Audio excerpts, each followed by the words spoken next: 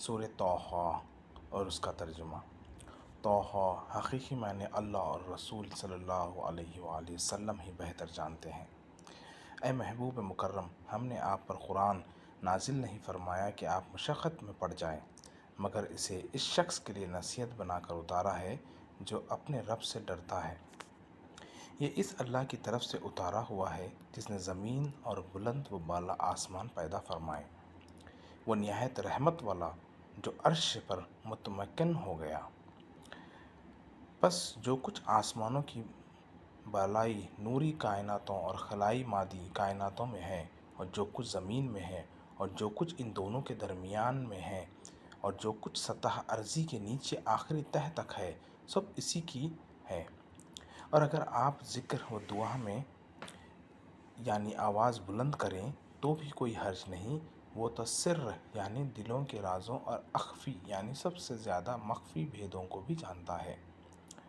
اللہ اسی کا اسم ذات ہے جس کے سوا کوئی معبود نہیں، گویا تم اسی کا اثبات کرو اور باقی سب جھوٹے معبودوں کی نفی کر دو۔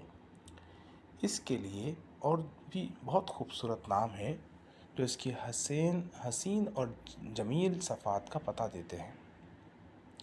اور کیا آپ کے پاس موسیٰ علیہ السلام کی خبر آ چکی ہے؟ جب موسیٰ علیہ السلام نے ایک آگ دیکھی تو انہوں نے اپنے گھر والوں سے کہا، تم یہاں ٹھہرے رہو، میں نے ایک آگ دیکھی ہے، یا میں نے ایک آگ میں انس و محبت کا شعلہ پایا ہے، شاید میں اس میں سے کوئی چنگاری تمہارے لیے بھی لے آؤں، یا میں اس آگ پر سے رہنمائی پالوں۔ پھر جب وہ اس آگ کے پاس پہنچے تو ندا کی گئی، اے موسیٰ، بے شک میں ہی تمہارا رب ہوں، سو تم اپنے جوتے اتار دو، بے شک تم طٰہٰ کی مقدس وادی میں ہو، اور میں نے تمہیں اپنی رسالت کے لیے چن لیا ہے۔ پس تم پوری توجہ سے سنو جو تمہیں وحی کی جا رہی ہے۔ بے شک میں ہی اللہ ہوں، میرے سوا کوئی معبود نہیں، سو تم میری عبادت کیا کرو اور میری یاد کی خاطر نماز قائم کیا کرو۔ بے شک قیامت کی گھڑی آنے والی ہے، میں اسے پوشیدہ رکھنا چاہتا ہوں تاکہ ہر جان کو اس عمل کا بدلہ دیا جائے جس کے لیے وہ کوشاں ہے۔ پس تمہیں وہ شخص اس کے دھیان سے روکے نہ رکھے جو خود اس پر ایمان نہیں رکھتے اور اپنی خواہش نفس کو پیرو ہیں، ورنہ تم بھی ہلاک ہو جاؤ گے۔ اور یہ تمہارے دائیں ہاتھ میں کیا ہے اے موسیٰ؟ انہوں نے کہا، یہ میری لاٹھی ہے، میں اس پر ٹیک لگاتا ہوں اور میں اس سے اپنی بکریوں کے لیے پتے جھاڑتا ہوں، اور اس میں میرے لیے کئی اور فائدے بھی ہیں۔ ارشاد ہوا، اے موسیٰ، اسے زمین پر ڈال دو۔ پس انہوں نے اسے زمین پر ڈال دیا تو وہ اچانک سانپ ہو گیا جو ادھر ادھر دوڑنے لگا۔ ارشاد ہوا، اسے پکڑ لو اور مت ڈرو، ہم اسے ابھی اس کی پہلی حالت پر لوٹا دیں گے۔ اور حکم ہوا، اپنا ہاتھ اپنی بغل میں دبا لو، وہ بغیر کسی بیماری کے سفید چمکدار ہو کر نکلے گا۔ یہ دوسری نشانی ہے۔ یہ اس لیے کر رہے ہیں کہ ہم تمہیں اپنی قدرت کی بڑی بڑی نشانیاں دکھائیں۔ تم فرعون کے پاس جاؤ، وہ نافرمانی میں سرکشی میں حد سے بڑھ گیا ہے۔ موسیٰ علیہ السلام نے عرض کیا، اے میرے رب، میرے لیے میرا سینہ کشادہ فرما دے اور میرا کار رسالت میرے لیے آسان فرما دے، اور میری زبان کے گرہ کھول دیں اور کہ لوگ میری بات آسانی سے سمجھ سکیں، اور میرے گھر والوں میں سے میرا ایک وزیر بنا دے، وہ میرا بھائی ہارون علیہ السلام ہو، اس سے میری کمر ہمت مضبوط فرما دے اور اسے میرے کار رسالت میں شریک فرما دے، تاکہ ہم دونوں کثرت سے تیری تسبیح کیا کریں اور ہم کثرت سے تیرا ذکر کیا کریں۔ بے شک تو ہمیں سب حالات کے تناظر میں خوب دیکھنے والا ہے۔ اللہ نے ارشاد فرمایا، اے موسیٰ، تمہاری ہر مانگ تمہیں عطا کر دی، اور بے شک ہم نے تم پر ایک اور بار اس سے پہلے بھی احسان فرمایا تھا، جب ہم نے تمہارے والدہ کے دل میں وہ بات ڈال دی تھی جو ڈالی گئی تھی کہ تم اس موسیٰ علیہ السلام کو صندوق میں رکھ دو، پھر اس صندوق کو دریا میں ڈال دو، پھر دریا اسے کنارے کے ساتھ آ لگائے گا، اسے میرا دشمن اور اس کا دشمن اٹھا لے گا، اور میں نے تجھ پر اپنی جناب سے خاص محبت کا پرتو ڈال دیا ہے، یعنی تیری صورت کو اس قدر پیاری اور من موہنی بنا دیا ہے کہ جو تجھے دیکھے گا فریفتہ ہو جائے گا، اور یہ اس لیے کیا تاکہ تمہاری پرورش میری آنکھوں کے سامنے کی جائے۔ اور جب تمہاری بہن اجنبی جن پر بن کر چلتے چلتے فرعون کے گھر والوں سے کہنے لگی، کیا میں تمہیں کسی ایسی عورت کی نشاندہی کر دوں جو اس بچے کی پرورش کر دے؟ پھر ہم نے تم کو تمہاری والدہ کی طرف پرورش کے بہانے واپس لوٹا دیا تاکہ اس کی آنکھ بھی ٹھنڈی ہوتی رہے اور وہ رنجیدہ بھی نہ ہو۔ اور تم نے قوم فرعون کے ایک کافر شخص کو مار ڈالا تھا۔ پھر ہم نے تمہیں اس غم سے بھی نجات بخشی، اور ہم نے تمہیں بہت سی آزمائشوں سے گزار کر خوب جانچا۔ پھر تم کئی سال اہل مدین میں ٹھہرے رہے، پھر تم اللہ کے مقررہ کردہ وقت پر یہاں آ گئے۔ اے موسیٰ، اس وقت ان کی عمر ٹھیک 40 برس ہو گئی تھی، اور اب میں نے تمہیں اپنے امر رسالت اور خصوصی انعام کے لیے چن لیا ہے۔ تم اور تمہارا بھائی ہارون میری نشانیاں لے کر جاؤ اور میری یاد سے سستی نہ کرنا۔ تم دونوں فرعون کے پاس جاؤ، بے شک وہ سرکشی میں حد سے گزر چکا ہے۔ سو تم دونوں اس سے نرم انداز میں گفتگو کرنا، شاید وہ نصیحت قبول کر لے یا میرے غضب سے ڈرنے لگے۔ دونوں نے عرض کیا، اے ہمارے رب، بے شک ہمیں اندیشہ ہے کہ وہ ہم پر زیادتی کرے گا یا زیادتی سرکش ہو جائے گا۔ ارشاد فرمایا، تم دونوں نہ ڈرو، بے شک میں تم دونوں کے ساتھ ہوں، میں سب کچھ سنتا اور دیکھتا ہوں۔ بس تم دونوں اس کے پاس جاؤ اور کہو، ہم تیرے رب کے بھیجے ہوئے رسول ہیں، سو تو بنی اسرائیل کو اپنی غلامی سے آزاد کر کے ہمارے ساتھ بھیج دے اور انہیں مزید اذیت نہ پہنچا۔ بے شک ہم تیرے پاس تیرے رب کی طرف سے نشانی لے کر آئے ہیں، اور اس شخص پر سلامتی ہو جس نے ہدایت کی پیروی کی۔ بے شک ہماری طرف وحی بھیجی گئی ہے کہ عذاب ہر اس شخص پر ہوگا جو رسول کو جھٹلائے گا اور اس سے منہ پھیر لے گا۔ فرعون نے کہا، تو اے موسیٰ، تم دونوں کا رب کون ہے؟ موسیٰ علیہ السلام نے فرمایا، ہمارا رب وہی ہے جس نے ہر چیز کو اس کے لائق وجود بخشا، پھر اس کے حسب حال اس کی رہنمائی کی۔ فرعون نے کہا، تو ان پہلی قوموں کا کیا حال ہوا جو تمہارے رب کو نہیں مانتی تھی؟ موسیٰ علیہ السلام نے فرمایا، ان کا علم میرے رب کے پاس کتاب میں محفوظ ہے، نہ میرا رب بھٹکتا ہے اور نہ بھولتا ہے۔ وہی ہے جس نے زمین کو تمہارے رہنے کی جگہ بنایا اور اس میں تمہارے سفر کرنے کے لیے راستے بنائے، اور آسمان کی جانب سے پانی اتارا، پھر ہم نے اس پانی کے ذریعے زمین سے انواع و اقسام کے نباتات کے جوڑے نکال دیے۔ تم کھاؤ اور اپنی مویشیوں کو چراؤ، بے شک اس میں دانش مندوں کے لیے نشانیاں ہیں۔ زمین کی اسی مٹی سے ہم نے تمہیں پیدا کیا اور اسی میں ہم تمہیں لوٹائیں گے، اور اسی سے ہم تمہیں دوسری مرتبہ پھر نکالیں گے۔ اور بے شک ہم نے اس فرعون کو اپنی ساری نشانیاں جو موسیٰ علیہ السلام اور ہارون علیہ السلام کو دی گئی تھی دکھائی، مگر اس نے جھٹلایا اور ماننے سے انکار کر دیا۔ اس نے کہا، اے موسیٰ، کیا تم ہمارے پاس اس لیے آئے ہو کہ تم اپنے جادو کے ذریعے ہمیں ہمارے ملک سے نکال دو؟ سو ہم بھی تمہارے پاس اسی کی مانند جادو لائیں گے۔ تم ہمارے اور اپنے درمیان مقابلے کے لیے وعدہ طے کر لو، جس کی خلاف ورزی نہ ہم کریں اور نہ تم۔ مقابلے کی جگہ کھلا اور ہموار میدان ہو۔ موسیٰ علیہ السلام نے فرمایا، تمہارے وعدے کا دن یوم عید سالانہ جشن کا دن ہے، اور یہ کہ اس دن سارے لوگ چاشت کے وقت جمع ہو جائیں۔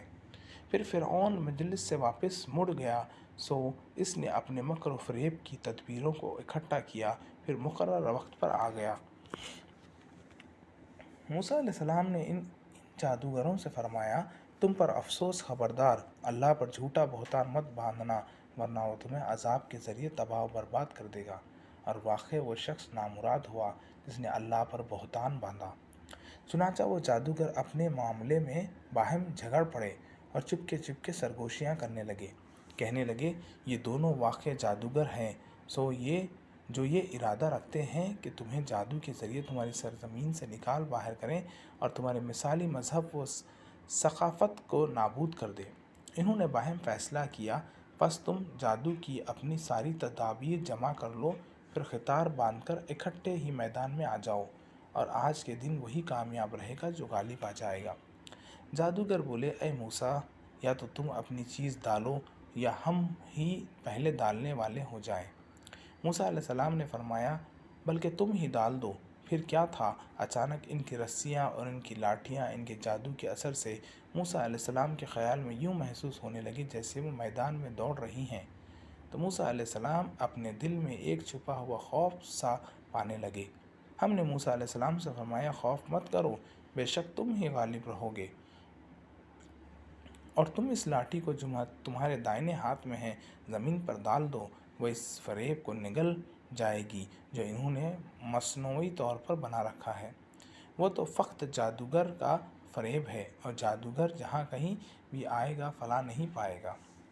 پھر ایسا ہی ہوا، پس سارے جادوگر سجدے میں گر پڑے، کہنے لگے، ہم ہارون اور موسیٰ علیہ السلام کے رب پر ایمان لے آئے۔ فرعون کہنے لگا، تم اس پر ایمان لے آئے ہو قبل اس کے کہ میں تمہیں اجازت دوں؟ بے شک وہ موسیٰ تمہارا بھی بڑا استاد ہے جس نے تم کو جادو سکھایا۔ بس اب میں ضرور تمہارے ہاتھ اور تمہارے پاؤں الٹے سمتوں سے کاٹوں گا، اور تمہیں ضرور کھجور کے تنوں میں سولی چڑھاؤں گا، اور تم ضرور جان لو گے کہ ہم میں سے کون عذاب دینے میں زیادہ سخت ہے اور زیادہ مدت تک باقی رہنے والا ہے۔ جادوگروں نے کہا، ہم تمہیں ہرگز ان واضح دلائل پر ترجیح نہیں دیں گے جو ہمارے پاس آ چکے ہیں۔ اس رب کی قسم جس نے ہمیں پیدا فرمایا ہے، تو جو حکم کرنے والا ہے کر لے۔ تو فقط اس چند روزہ دنیاوی زندگی ہی سے متعلق فیصلہ کر سکتا ہے۔ بے شک ہم اپنے رب پر ایمان لائے ہیں تاکہ وہ ہماری خطائیں بخش دے اور اسے بھی معاف فرما دے جس جادوگری پر تو نے ہمیں مجبور کیا تھا، اور اللہ ہی بہتر ہے اور ہمیشہ باقی رہنے والا ہے۔ بے شک جو شخص اپنے رب کے پاس مجرم بن کر آئے گا تو بے شک اس کے لیے جہنم ہے، اور وہ ایسا عذاب ہے کہ نہ وہ اس میں مر سکے گا اور نہ ہی زندہ رہے گا۔ اور جو شخص اس کے حضور مومن بن کر آئے گا، مزید یہ کہ اس نے نیک عمل کیے ہوں گے، تو انہی لوگوں کے لیے بلند درجات ہیں۔ وہ سدھا بہار باغات ہیں جن کے نیچے سے نہریں رواں ہیں، وہ ان میں ہمیشہ رہنے والے ہیں، اور یہ اس شخص کا صلہ ہے جو کفر و معصیت کی آلودگی سے پاک ہو گیا۔ اور بے شک ہم نے موسیٰ علیہ السلام کی طرف وحی بھیجی کہ میرے بندوں کو راتوں رات لے کر نکل جاؤ، سو ان کے لیے دریا میں اپنا عصا مار کر خشک راستہ بنا لو، نہ فرعون کے آ پکڑنے کا خوف کرو اور نہ غرق ہونے کا اندیشہ رکھو۔ پھر فرعون نے اپنے لشکروں کے ساتھ ان کا تعاقب کیا، پس دریا کی موجوں نے انہیں ڈھانپ لیا جتنا بھی انہیں ڈھانپنا، اور فرعون نے اپنی قوم کو گمراہ کر دیا اور انہیں سیدھے راستے پر نہ لگایا۔ اے بنی اسرائیل، دیکھو بے شک ہم نے تمہیں تمہارے دشمن سے نجات بخشی، اور ہم نے تم سے کوہ طور کی داہنی جانب آنے کا وعدہ کیا، اور وہاں ہم نے تم پر من و سلوہ اتارا، اور تم سے فرمایا، ان پاکیزہ چیزوں میں سے کھاؤ جن کی ہم نے تمہیں روزی دی ہے، اور اس میں حد سے نہ بڑھو، ورنہ تم پر میرا غضب واجب ہو جائے گا، اور جس پر میرا غضب واجب ہو گیا سو وہ واقع ہلاک ہو گیا۔ اور بے شک میں بہت زیادہ بخشنے والا ہوں اس شخص کو جس نے توبہ کی اور ایمان لایا اور نیک عمل کیا، پھر ہدایت پر قائم رہا۔ اور اے موسیٰ، تم نے اپنی قوم سے پہلے طور پر آ جانے میں جلدی کیوں کی؟ موسیٰ علیہ السلام نے عرض کیا، وہ لوگ بھی میرے پیچھے آ رہے ہیں، اور میں نے غلبہ شوق و محبت میں تیرے حضور پہنچنے میں جلدی کی ہے، اے میرے رب، تاکہ تو راضی ہو جائے۔ ارشاد ہوا، بے شک ہم نے تمہارے آنے کے بعد تمہاری قوم کو فتنہ میں مبتلا کر دیا ہے، اور انہیں سامری نے گمراہ کر ڈالا۔ بس موسیٰ علیہ السلام اپنی قوم کی طرف سخت غضبناک اور رنجیدہ ہو کر پلٹ گئے اور فرمایا، اے میری قوم، کیا تمہارے رب نے تم سے ایک اچھا وعدہ نہیں فرمایا تھا؟ کیا تم پر وعدے کے پورے ہونے میں طویل مدت گزر گئی تھی؟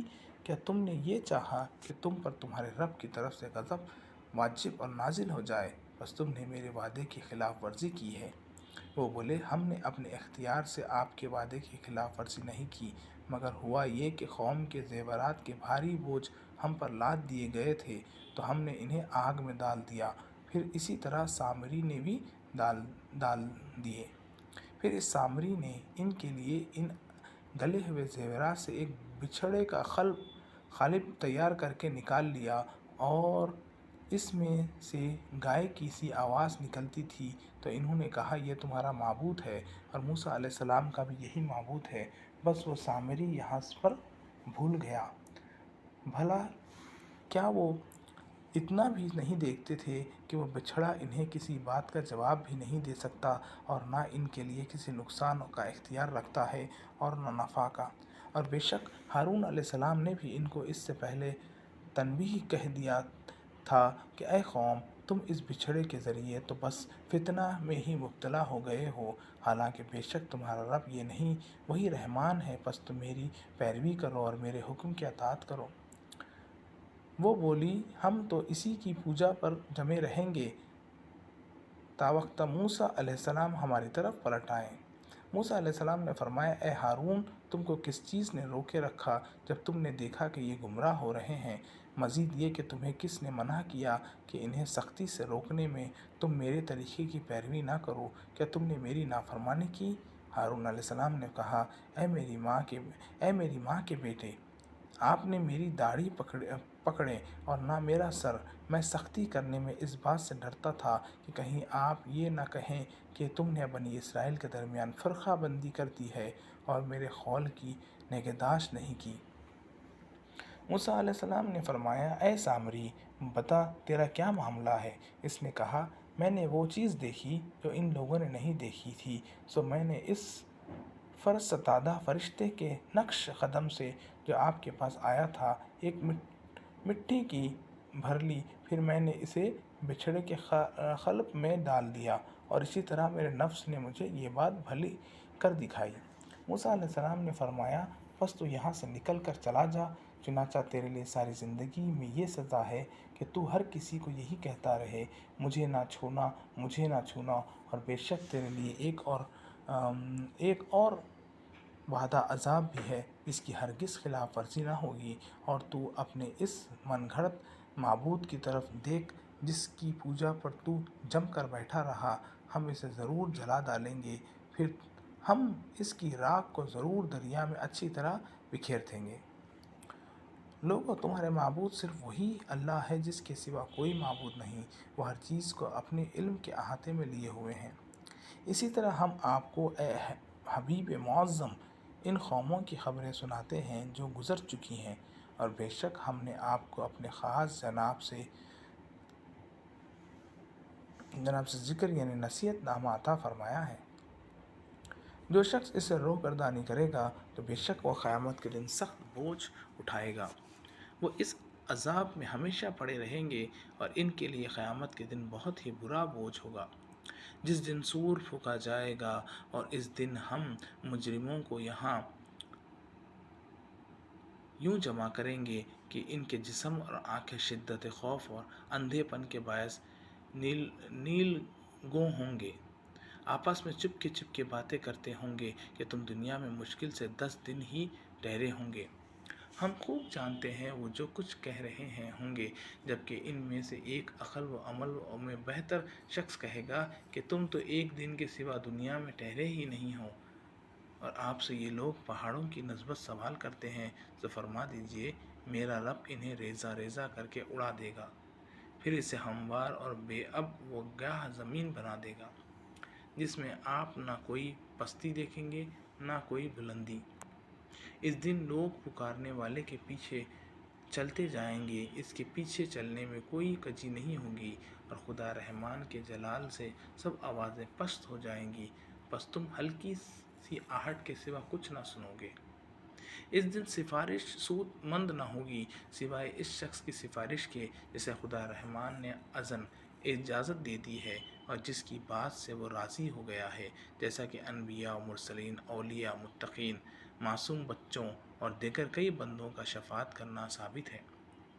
وہ ان سب چیزوں کو جانتا ہے جو ان کے آگے ہیں اور جو ان کے پیچھے ہیں، اور وہ اپنے علم سے اس کے علم کا احاطہ نہیں کر سکتے، اور سب چہرے اس ہمیشہ زندہ اور قائم رہنے والے رب کے حضور جھک جائیں گے، اور بے شک وہ شخص نامراد ہوگا جس نے ظلم کا بوجھ اٹھا لیا، اور جو شخص نیک عمل کرتا ہے اور وہ صاحب ایمان بھی ہے تو اسے نہ کسی ظلم کا خوف ہوگا اور نہ وہ نقصان کا۔ اور اسی طرح ہم نے اس آخری وحی کو عربی زبان میں بشکل قرآن اتارا ہے، اور ہم نے اس میں عذاب سے ڈرانے کی باتیں بار بار مختلف طریقوں سے بیان کی ہے تاکہ وہ پرہیزگار بن جائیں، یا قرآن ان کے دلوں میں یاد آخرت یا قبول نصیحت کا جذبہ پیدا کر دے۔ بس اللہ بلند شان والا ہے، وہی بادشاہ حقیقی ہے، اور آپ قرآن کے پڑھنے میں جلدی نہ کیا کریں قبل اس کے کہ اس کی وحی آپ پر پوری اتر جائے، اور آپ رب کے حضور یہ عرض کیا کریں کہ اے میرے رب، مجھے علم میں اور بڑھا دے۔ اور در حقیقت ہم نے اس سے بہت پہلے آدم علیہ السلام کو تاکیدی حکم فرمایا تھا، سو وہ بھول گئے، اور ہم نے ان میں بالکل نافرمانی کا کوئی ارادہ نہیں پایا، یہ محض ایک بھول تھی۔ اور وہ وقت یاد کریں جب ہم نے فرشتوں سے فرمایا تم آدم علیہ السلام کو سجدہ کرو، تو انہوں نے سجدہ کیا سوائے ابلیس کے، اس نے انکار کیا۔ پھر ہم نے فرمایا اے آدم، بے شک یہ شیطان تمہارا اور تمہاری بیوی کا دشمن ہے، سو یہ کہیں تم دونوں کو جنت سے نکلوا نہ دے، پھر تم مشقت میں پڑ جاؤ گے۔ بے شک تمہارے لیے اس جنت میں یہ راحت ہے کہ تمہیں نہ بھوک لگے گی اور نہ برہنہ ہوں گے، اور یہ کہ تمہیں نہ یہاں پیاس لگے گی اور نہ دھوپ ستائے گی۔ بس شیطان نے انہیں ایک خیال دلا دیا، وہ کہنے لگا اے آدم، کیا میں تمہیں خرب الہی کی جنت میں دائمی زندگی بسر کرنے کا درخت بتا دوں، اور ایسی ملکوتی بادشاہت کا راز بھی جسے نہ زوال آئے گا اور نہ فنا ہوگی۔ سو دونوں نے اس مقام خرب الہی کی لازوال زندگی کے شوق میں اس درخت سے پھل کھا لیا، پس ان پر ان کے مقام ہائے سطر ظاہر ہو گئے، اور دونوں اپنے بدن پر جنت کے درختوں کے پتے چپکانے لگے، اور آدم علیہ السلام سے اپنے رب کے حکم کو سمجھنے میں فروگاشت ہوئی، سو وہ جنت میں دائمی زندگی کی مراد نہ پا سکے۔ پھر ان کے رب نے انہیں اپنی قربت و نبوت کے لیے چن لیا، اور ان پر عفو و رحمت کی خاص توجہ فرمائی، اور منزل مقصود کی راہ دکھائی۔ ارشاد ہوا تم یہاں سے سب کے سب اتر جاؤ، میں تم سے بعض کے دشمن ہوں گے، تم میں سے بعض کے دشمن ہوں گے۔ پھر جب میری جانب سے تمہارے پاس کوئی ہدایت وحی آ جائے، تو جو شخص میری ہدایت کی پیروی کرے گا تو وہ نہ دنیا میں گمراہ ہوگا اور نہ آخرت میں بد نصیب ہوگا، اور جس نے میرے ذکر یعنی میری یاد اور نصیحت سے روگردانی کی، تو اس کے لیے دنیاوی معاش بھی تنگ کر دیا جائے گا، اور ہم اسے قیامت کے دن بھی اندھا اٹھائیں گے۔ وہ کہے گا اے میرے رب، تو نے مجھے آج اندھا کیوں اٹھایا، حالانکہ میں دنیا میں بینا تھا۔ ارشاد ہوگا ایسا ہی ہوا کہ دنیا میں تیرے پاس ہماری نشانیاں آئی، بس تو نے انہیں بھلا دیا، اور آج اسی طرح تو بھی بھلا دیا جائے گا۔ اور اسی طرح ہم اس شخص کو بدلہ دیتے ہیں جو گناہوں میں حد سے نکل جائے اور اپنے رب کی آیاتوں پر ایمان نہ لائے، اور بے شک آخرت کا عذاب بڑا ہی سخت اور ہمیشہ رہنے والا ہے۔ کیا انہوں نے اس بات نے ہدایت نہ دی کہ ہم نے ان سے پہلے کتنی ہی امتوں کو ہلاک کر دیا جن کی رہائش گاہوں میں اب یہ لوگ چلتے پھرتے ہیں؟ بے شک اس میں دانش مندوں کے لیے بہت سی نشانیاں ہیں۔ اور اگر آپ کے رب کی جانب سے ایک بات پہلے سے طے نہ ہو چکی ہوتی اور ان کے عذاب کے لیے قیامت کا وقت مقرر نہ ہوتا، تو ان پر عذاب کا ابھی اترنا لازم ہو جاتا۔ پس آپ ان کے دل آزار باتوں پر صبر فرمایا کریں، اور اپنے رب کی حمد کے ساتھ تسبیح کیا کریں، طلوع آفتاب سے پہلے نماز فجر میں، اور اس کے غروب سے قبل نماز عصر میں، اور رات کی ابتدائی ساعتوں میں یعنی مغرب اور عشاء میں بھی تسبیح کیا کریں، اور دن کے کناروں پر بھی نماز ظہر میں بھی جب دن کا نصف اول ختم اور نصف ثانی شروع ہوتا ہے۔ اے حبیب مکرم، یہ سب کچھ اس لیے ہے تاکہ آپ راضی ہو جائیں، اور آپ دنیاوی زندگی میں زیب و آرائش کی ان چیزوں کی طرف حیرت و تعجب کی نگاہ نہ فرمائیں جو ہم نے کافر دنیا داروں کے بعض طبقات کو عارضی لطف اندوزی کے لیے دے رکھی ہے، تاکہ ہم انہی چیزوں میں ان کے لیے فتنہ پیدا کر دیں، اور آپ کے رب کی اخروی عطا بہتر اور ہمیشہ باقی رہنے والی ہے۔ اور آپ اپنے گھر والوں کا نماز کا حکم فرمائے اور ان پر ثابت قدم رہیں۔ ہم آپ سے رزق طلب نہیں کرتے، بلکہ ہم آپ کو رزق دیتے ہیں، اور بہتر انجام پرہیزگاری کا ہی ہے۔ اور کفار کہتے ہیں کہ یہ رسول ہمارے پاس اپنے رب کی طرف سے کوئی نشانی کیوں نہیں لاتے؟ کیا ان کے پاس ان باتوں کا واضح ثبوت یعنی قرآن نہیں آ گیا جو اگلی کتابوں میں مذکور تھی؟ اور اگر ہم ان لوگوں کو ان سے پہلے ہی کسی عذاب کے ذریعے ہلاک کر ڈالتے تو یہ کہتے اے ہمارے رب تو نے ہمارے پاس کسی رسول کو کیوں نہ بھیجا کہ ہم تیری آیاتوں کی پیروی کر لیتے، اس سے قبل کہ ہم ذلیل اور رسوات ہوتے۔ فرما دیجئے ہر کوئی منتظر ہے، سو تم انتظار کرتے رہو، پس تم جلد ہی جان لو گے کون لوگ راہ راست والے ہیں اور کون ہدایت یافتہ ہیں۔